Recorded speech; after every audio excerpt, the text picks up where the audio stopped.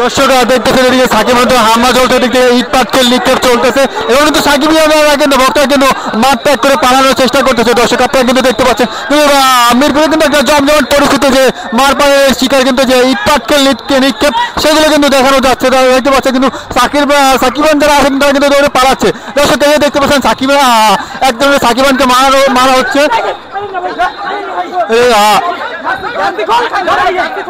সাকিবান দেখছেন দর্শক, এই যে দর্শক দেখতেছেন ইট পাটকেল নিয়ে কিন্তু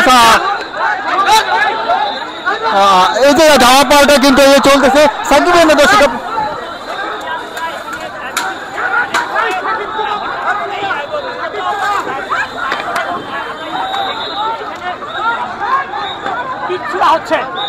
দর্শক দেখেছেন ইট পাটকেল নিচ্ছে সাকিবের রোডে মায়ের রোডে।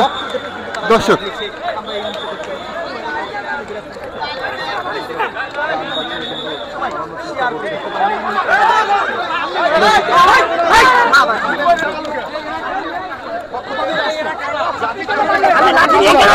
লাঠি নিয়ে কেন আসছেন?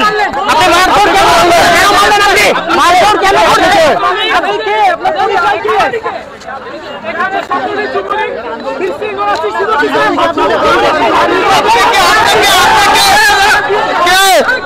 দেখেন সাকিব খানকে বাড়ি রাখা হচ্ছে।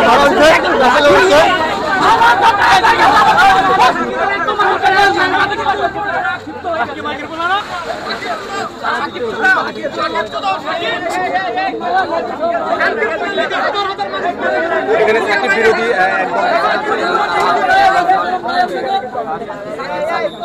দর্শক আপনারা দেখতেছেন যে কিন্তু সাকিব নিরপেক্ষ যারা আছে তারা কিন্তু সাকিব বিরোধী কেন্দ্র করতেছে এবং এই প্রশাসন কিন্তু তার কোনো বাধা প্রক্ষেপ করে কিনা সেখানে প্রশাসন কিন্তু এই পাশে ছিল, কিন্তু কিন্তু এই জায়গায় এত সাকিব আল হাসান যে দলের কারণে ছাত্র জনতা মারা তারা সাকিবের বিরোধী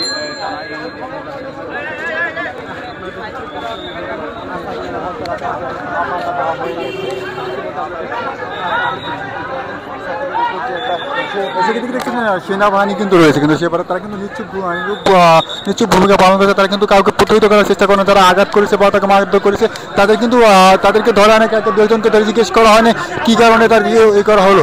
আর এদিকে একটা সাকিব ভক্ত আছে যে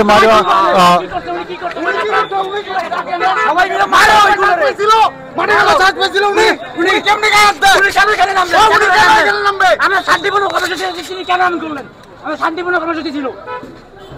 কে হামলা করছে ভাই? কে হামলা? কারা হামলা করছে ভাই? হামলা করছে কারা? উনি আমরা চিনি না, উনি আননোন পারসন অতর্কিত হামলা চালিয়েছেন। আমাদের বাহিনী ছিল, পুলিশ ছিল, তাদের ব্যাপারে আপনি কি বলতে চান? ভাই পুলিশ এখন আমাদের প্রোটেক্ট করতে পারেনি।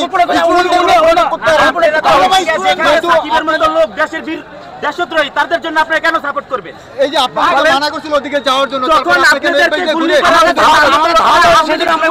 করছে আপনি তখন কোথায় ছিলেন? আপনারা কেন? এক প্রজন্ম যাবে আরেক প্রজন্ম আসবে, আজকে সাকিব আসছে কালকে আরেকজন আসবে, কিন্তু যে সাকিবের রিপ্লেসমেন্ট না বিজেপি তৈরি করতে পারে না।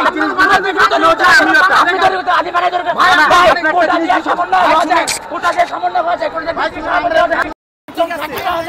ঠিক আছে ভাই, আপনি একটা ভাই আমরা রাজনীতি বলতে আসিনি যে মনে করেন ভাই আমরা রাজনীতি নিয়ে কথা বলবো না। আমি বারবার বলছি আমরা রাজনীতি কথা বলবো না ভাই। রাজনীতি নিয়ে কোনো কথা বলতে